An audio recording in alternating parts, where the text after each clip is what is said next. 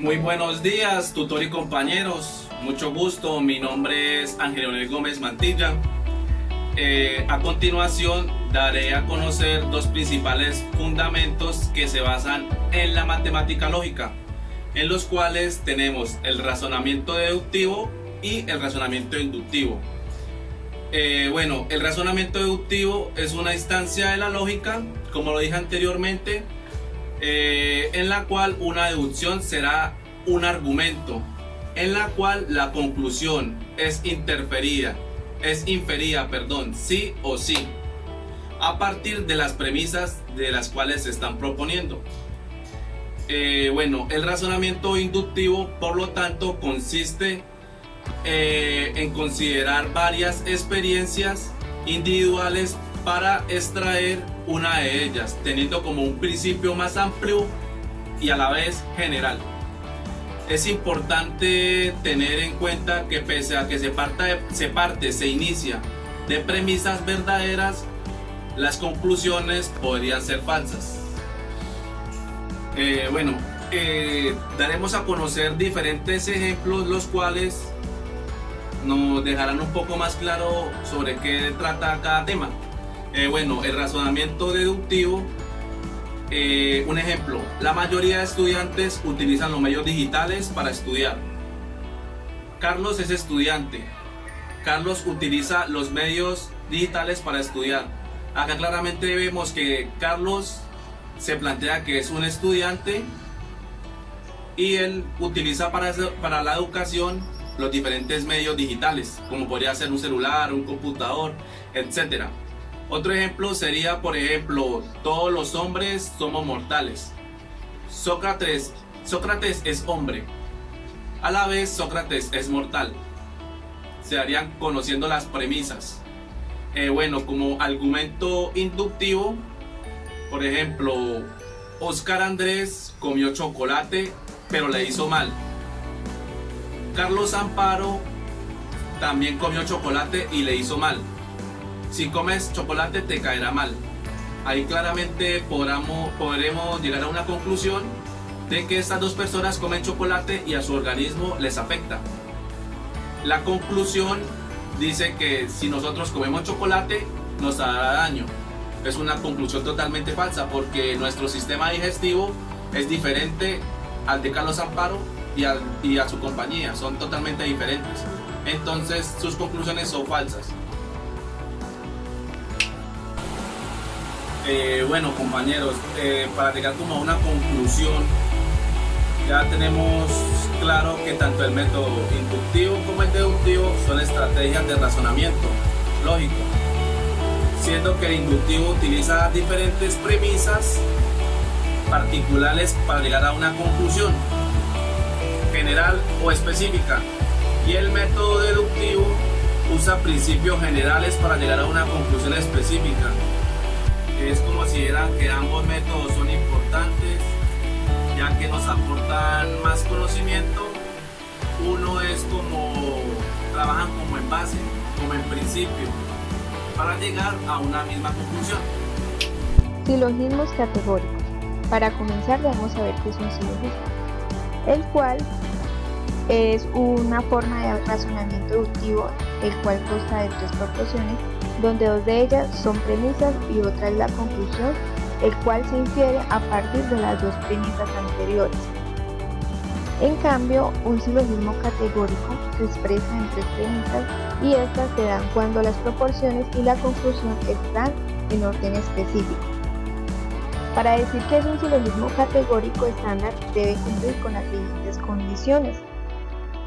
La conclusión de un silogismo de manera estándar contiene dos de tres términos de un silogismo.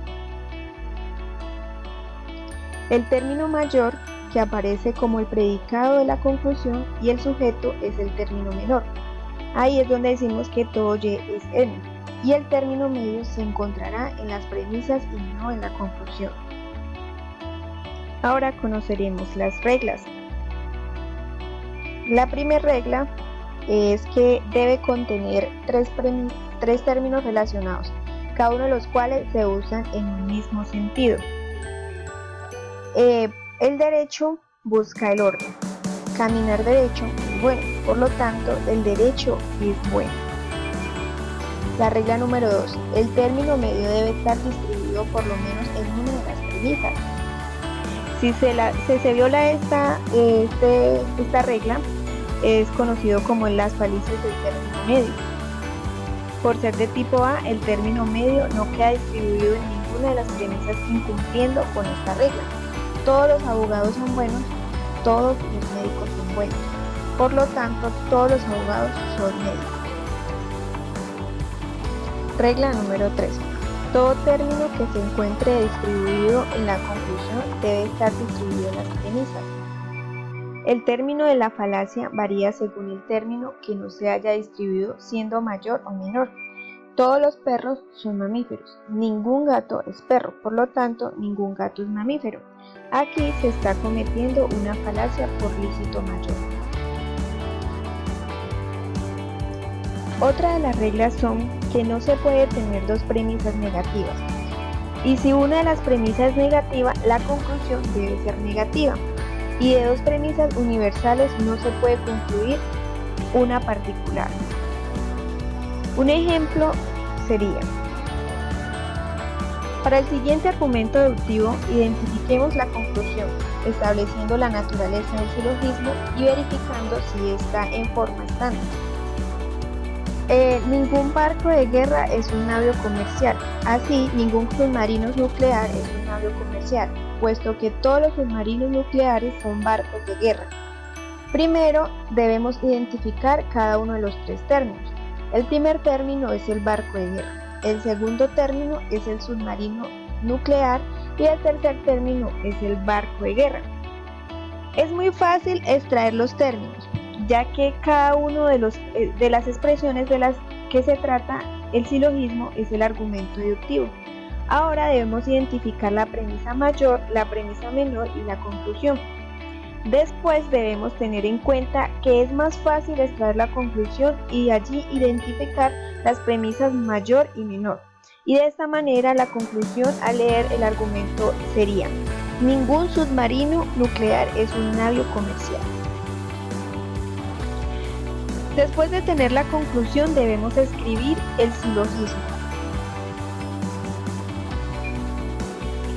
Hablamos de dicho que la premisa mayor es la que aparece como predicado de la conclusión, el cual es el navío comercial, y para la premisa menor se tiene que estar conformado por la proposición categórica que hace el sujeto en la conclusión, la cual es el submarino nuclear. Para completar cada una de las proporciones categóricas, de acuerdo con el argumento deductivo, conformamos un silogismo categórico de esta manera. La premisa mayor, el cual es ningún barco de guerra es un navío comercial. La premisa menor, todos los submarinos nucleares son barcos de guerra. Concluyendo como ningún submarino nuclear es un navío comercial. Hola, mi nombre es Luz Dari Becerra, soy estudiante de Psicología segundo semestre, modalidad virtual. Validez de un argumento. En lógica, la validez es una propiedad que tienen los argumentos. Cuando las premisas implican la conclusión, si la conclusión es una consecuencia lógica de las premisas, se dice que el argumento es deductivamente válido. Algunos consideran estas dos nociones idénticas y usan ambos términos indistintamente. Y acá podemos ver sus componentes, que son los argumentos igual a premisas. También podemos utilizarlos, podemos nombrarlos con letras en minúscula, como es la P, la Q, la R, la S o la T. Está compuesta también por las conclusiones.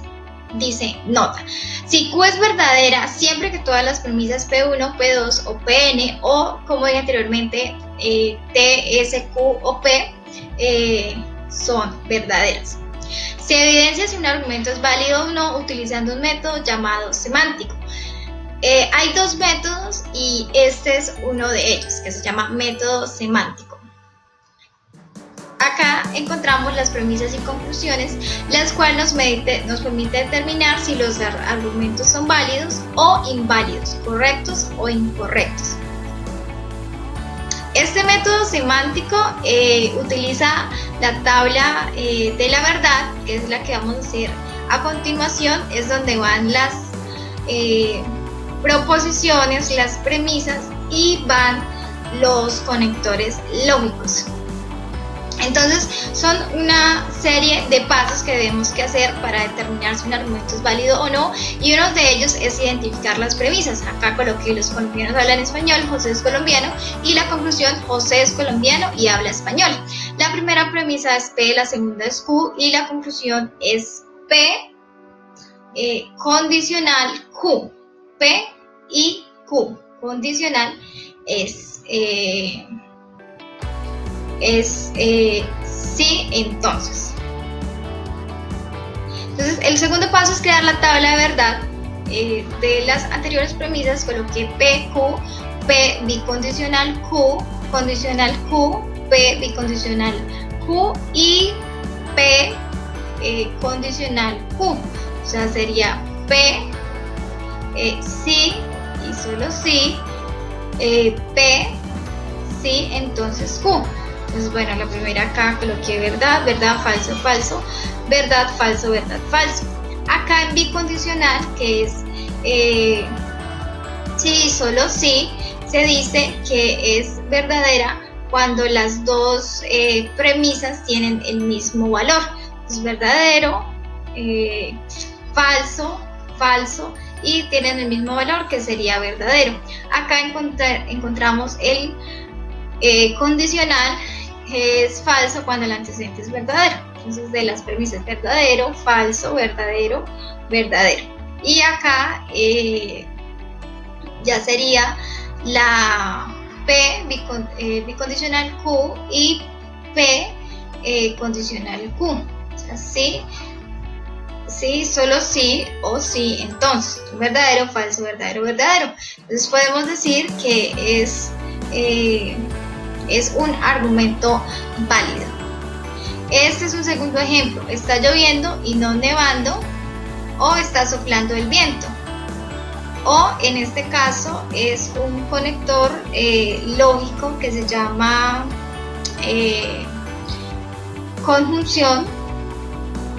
disyunción, que es su simbología. Entonces en este caso es P, Q, P, disyunción, que sería verdadero, verdadero, falso, verdadero, falso, falso, falso, verdadero. Entonces acá tenemos verdadero, verdadero, verdadero y falso. Entonces podemos decir que es un argumento válido. El otro método es el método sintáctico. Este método se encarga de analizar las proposiciones y las conclusiones, que se analizan por el método también semántico, haciendo las tablas de verdad. Esos son algunos ejemplos, que son las proposiciones y las conclusiones. Los mamíferos toman leche, Roque es un perro, conclusión: Roque es un mamífero. Ejemplo 2. Los humanos son razonables, Luis es razonable, conclusión: Luis es razonable porque es humano. Entonces, esas proposiciones con sus conclusiones las podemos hacer en la tabla utilizando el método anterior, que es el método semántico. Muchas gracias. Proceso sintáctico y semántico. Elaborar un esquema sintáctico de una oración implica identificar por orden de aparición las funciones sintácticas que se presentan en esa secuencia concreta. A continuación, vamos a ver qué es lo que implica un esquema sintáctico de una oración y qué es lo que conlleva a que esta oración sea sintáctica. Vemos que en un esquema sintáctico se encuentra el sujeto, que es el elemento obligatoriamente que concuerda un número o una persona con el verbo. En este ejemplo vamos a ver que encontramos: me encanta esta ciudad, me encantan estas ciudades. Entonces el sujeto de esta oración es esta ciudad o estas ciudades.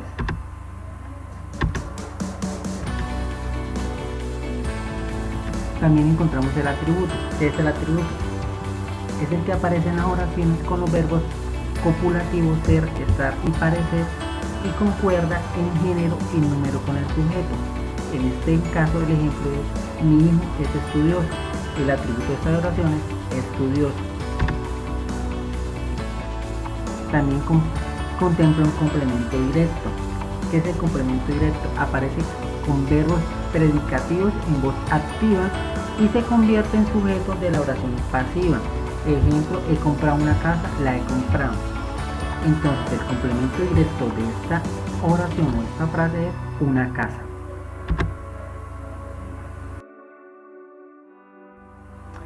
También encontramos el complemento indirecto. ¿Qué es el complemento indirecto? El complemento indirecto es conmutable por los pronombres le, les, y puede ser un pronombre personal o un sintagma preposicional introducido por a. Ejemplo: envió un cheque a su madre, le envió un cheque. En esta oración vemos a su madre, que es el complemento indirecto. Complemento predicativo es un adjetivo que concuerda en género y número con el sujeto o con el complemento directo. Ejemplo: la nombraron directora, volvieron muy contentos. En este ejemplo el complemento predicativo es directora. También un esquema sintáctico tiene complementos de régimen o suplemento, que es el sintagma preposicional exigido por el verbo. Es frecuente que aparezca con verbos pronominales: arrepentirse de, olvídase de, atenerse a. Ejemplo: se acordó de su madre. El complemento de régimen o suplemento es de su madre. Complemento agente. Sintagma preposicional introducido por la preposición por y es exclusivo de la voz pasiva. El ejemplo que vemos de complemento agente es: fueron sancionados por los interceptores de Hacienda. Entonces el complemento de agente es por los inspectores de Hacienda. Complemento circunstancial. Su presencia no es obligatoria. Si se suprime, la oración es gramaticalmente completa. Nunca concuerda en género y número con el sujeto ni con el complemento directo. Ejemplo: llegan mañana, están en casa, déjalos allí. ¿Cómo reconocerlo? Indican tiempo, lugar, modo, cantidad, afirmación, negación, finalidad, etc. y no están exigidos por el verbo. Ahora vamos a ver un poco un esquema semántico de una oración. El esquema semántico complementa la oración y tiene como objetivo un proceso, un actor agente, un objeto paciente, un beneficiario, locativo, instrumentos y tiempo. Vamos a explicar cada uno de esas pautas. ¿Qué es el proceso? Papel que desempeña el verbo que suele expresar una acción. El actor o el agente es el elemento del que arranca la acción, suele corresponderse con el sujeto, y el objeto o paciente, elemento que complementa el significado del proceso, suele corresponderse con el sujeto. Beneficiario: aquel que recibe los beneficios o percusiones de la acción, por tanto se identifica. Locativo: indica el lugar, es obligatoria su presencia con ciertos verbos: poner, colocar, sentarse, pero con la mayoría es opcional. Y el instrumento indica con qué se produce la acción, su presencia nunca es obligatoria desde el punto de vista sintáctico. Y el tiempo indica el momento del proceso, su aparición es opcional. Vemos unos ejemplos de un esquema de un esquema semántico. Andrés cortó el papel con unas tijeras. El actor es Andrés, el proceso es cortó, el objeto el papel y el instrumento unas tijeras. Ayer sus compañeros le regalaron un libro, que es como vemos, el tiempo es ayer, el actor sus compañeros, el beneficiario lee, proceso regalaron y objeto un libro.